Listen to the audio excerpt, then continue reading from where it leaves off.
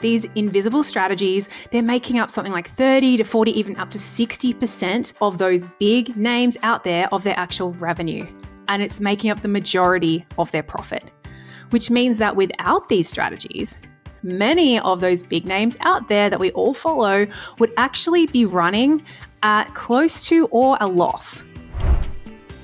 Hey lovelies, Kate here. I have a really special treat for you today. We recently launched a brand new private podcast called The Secret Funnel Files. You won't find it here. This is an exclusive, deep dive, get real kind of conversation where I'm literally peeling back what is actually working with big names, the secret strategies they're using, and how you can use them too.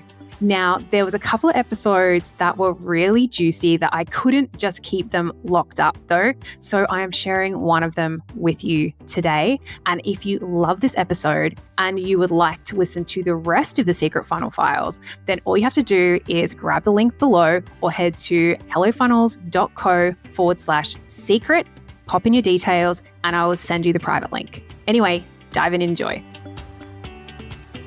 Newsflash, lovelies. If you, like me, love it when someone online shares any kind of income or sales breakdown or post-launch debrief, I'm not going to say you're being lied to, but you are definitely not getting the whole picture.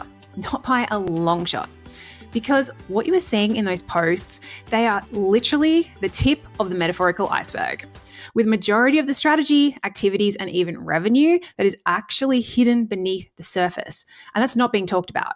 It's not being shared, and it's not getting the credit for the impact that it actually has in their business. And therefore, because it's not being seen by everyone who is out there trying to replicate those above the C-level strategies, then you end up with a whole lot of people going, well, I'm doing what they're doing. Why the hell isn't it working for me? And to be honest, those more gate-kept strategies that are really the secret sauce that is allowing some of the biggest names, and you know exactly who I'm talking about when I say that, to be able to have their biggest and most successful years yet, even in a year where pretty much every industry is having a downturn, to allow them to share stats like having a 400% ROAS on a launch ad strategy, when really the real strategy, or should I say strategies that made their launch so successful, were running quietly behind the scenes for months and months before that, pretty much all year round. And those ads that got to claim the credit, they were just the icing on top of the iceberg. So what does this mean? Well, let's talk about the kinds of strategies that you do and you don't see, and the problems with implementing just those above the water, top of the iceberg tactics on their own. Okay, so what are some of the most popular, we'll call them above the water strategies? First of all, live launching. Usually between 2 to 4 times per year, right? We've all seen that.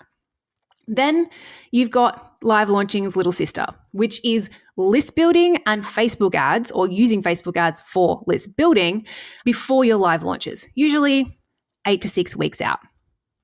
Then another favorite is sharing lead magnets from, say, your podcasts or social media content. And people usually do this all year round, but with a big emphasis usually before a launch.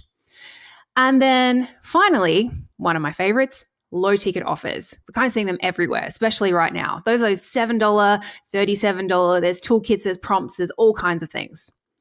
We see this all everywhere, right? And most people believe that that's pretty much all there is to having a successful online course. This or some combo of the above. Now, the problem is when you just have top of the iceberg strategies, you are really missing out and you're going to run into all kinds of problems, and it's going to be really hard to grow.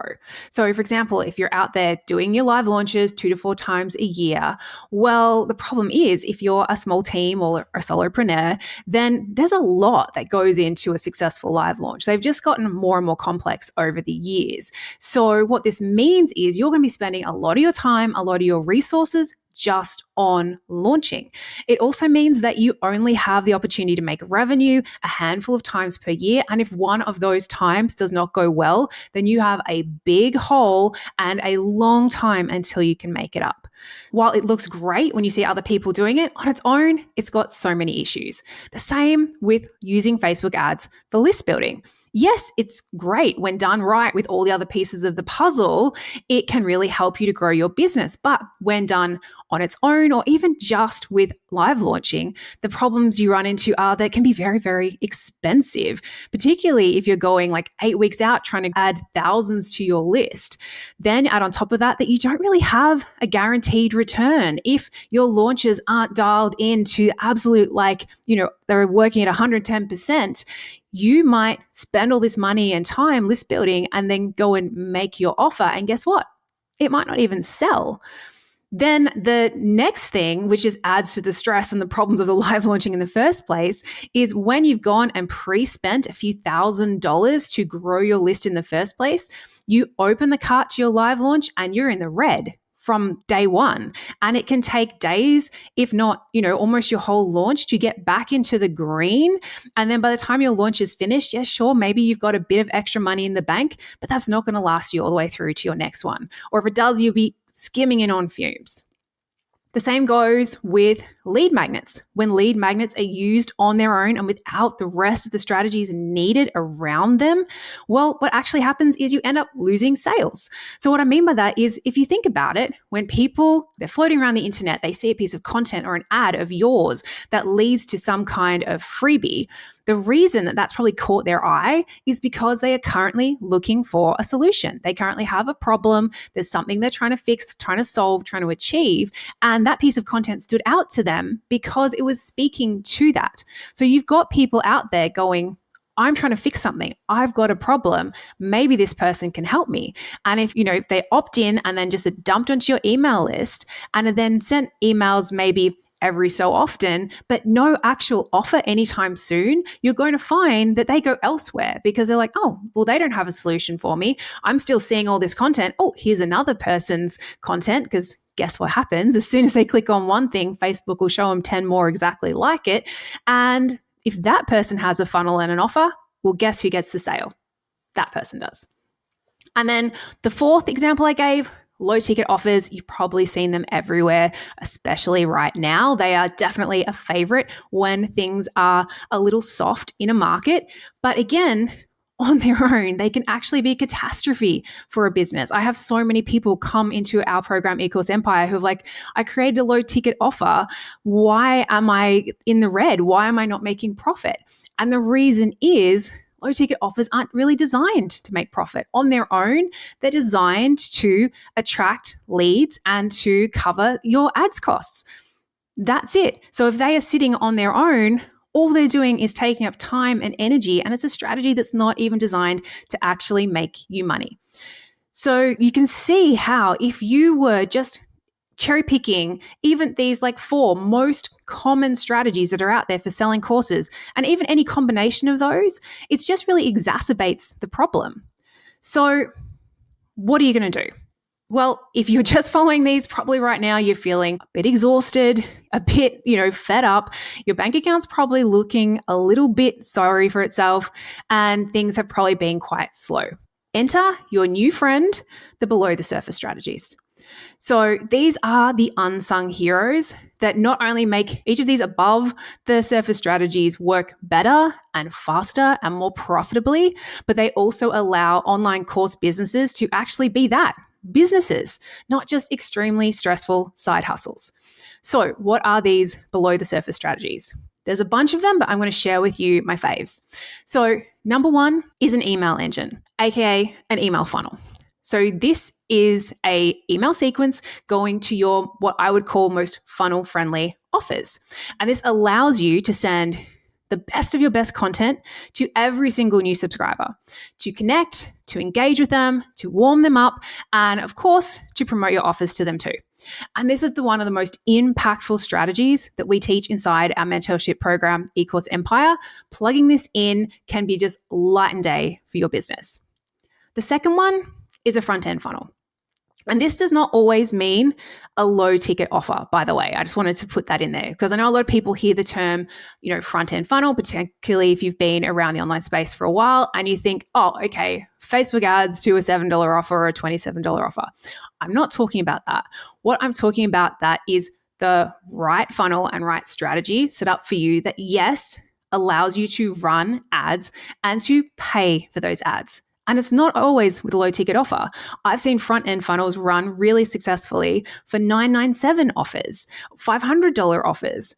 So the goal here is just to have something that is set up, that is automated, that runs on autopilot in the background, and that allows you to run ads and not have to worry about paying for those ads because they pay for themselves. Because imagine how much faster you can build your list when you know that that list building is essentially free because it brings in that revenue on day one. Like you give Facebook $1, it gives it right back. So it's much faster and it's way less risky.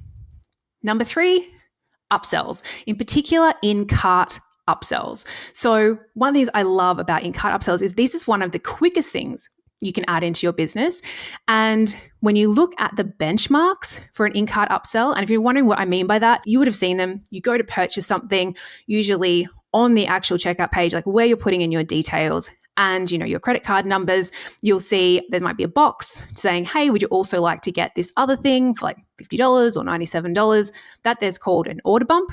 Whether you take that or not, you purchase and you go through and instead of that thank you page, you'll get another offer or another couple of offers, just usually 1 to 3. Those are your in-cart upsells. And the really important numbers you need to know for this, and I'm a numbers girl, is that if done right, 35% of people will take that order bump and 15% of people will take that upsell. So imagine what that does to your sales and your profit when literally 35% of people are buying another thing and all you have to do is set up a little rectangle.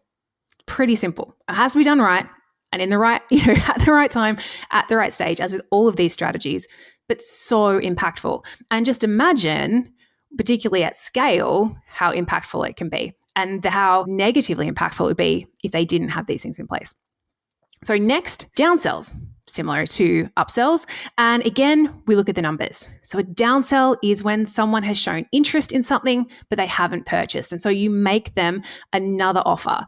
And this is all done automatically, by the way. All of these are automated. All of these are funnels. And so downsells, the number we're looking at is between 5 to 15%.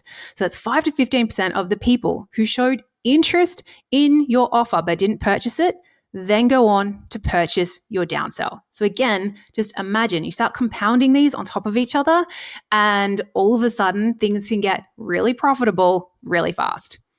And lucky last of my 5 favorite funnels is the VIP evergreen upsell or cross-sell. It really depends on, but it all works the same, depending on what you want to call it. Now, this is where you have an automated sequence set up, and that automated sequence can be run on a timer, or it can be even run live. Like you literally take this group or this segment and you pop them through it at a certain time each year. But this is an automated sequence that you run that converts 10 to 20% of people. And what it's designed for is when you promote to your existing customers, like people who've already purchased either any product or a certain product from you, you make them a special offer, a special behind the scenes sequence that no one else can see, and invite them to take the next step, either to your next level or to a related offer, and they get a special deal for that. So that's our VIP upsell or cross-sell. And again, totally automated. So you start to add all that up, like 10 to 20% of people in your VIP upsell, 5 to 15% in a downsell, 35% of people taking an in-cart upsell. Plus you've got a front-end funnel paying for all your ads. Plus you've got an email engine converting 2 to 4% of people who subscribe to your list to another offer, sometimes even higher, really, depending on your niche. Now add these all together. And in many cases, these invisible strategies, they're making up something like 30 to 40, even up to 60% or even more of those big names out there of their actual revenue. And it's making up the majority of their profit, which means that without these strategies, many of those big names out there that we all follow would actually be running at close to or a loss. And now you can start to see how important they are and why so many people out there end up struggling because they are not seeing these strategies. They're not adding these strategies in, or when they are, they're not doing it soon enough. And it's basically like trying to build a puzzle, but you have most of the pieces missing. Now, I'm sure you're thinking, sure, that all sounds great, but I know sometimes it can be hard to picture without some real world examples, which is why in our next episode, I'm going to be opening up another secret funnel file and I'm going to be breaking down the exact funnels, the exact numbers that the big names are using, how they're using them, and how you can make them work for you. I'll see you inside.